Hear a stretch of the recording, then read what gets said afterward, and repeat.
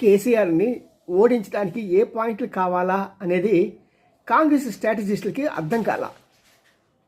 ఈ అర్థం కాని సమయంలో అంటే ఇప్పుడు కొత్తగా అసెంబ్లీలో అడుగుపెట్టిన తర్వాత కానీ వీళ్ళకి ఇంత అవినీతి జరిగిందా అన్న సంగతి అర్థం కాల. అప్పుడు తెలియదు. కాబట్టి అప్పుడు స్ట్రాటజిక్స్ చేసిన వాళ్ళ నేర్పథ్యం ఏంటంటే 10 ఏళ్ల అహంకారానికి అంటాడు.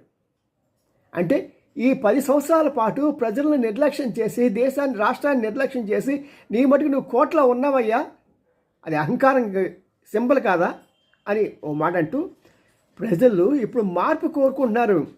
ప్రజలకి అందుబాటులో లేని ముఖ్యమంత్రి మాకు అవసరం లేదు, ప్రజల్లో ఉండే ముఖ్యమంత్రి మాకు కావాలి, ప్రజలకి అండగా దండగా వారికి ఉండే వ్యక్తి కావాలి, అది రేవంత్ అని వాళ్ళు చక్కగా మార్కెటింగ్ చేసుకొని మరి రేవంత్ని గెలిపించారు, కాంగ్రెస్ని పైకి తీసుకొచ్చారు. ఇది మార్కెటింగ్.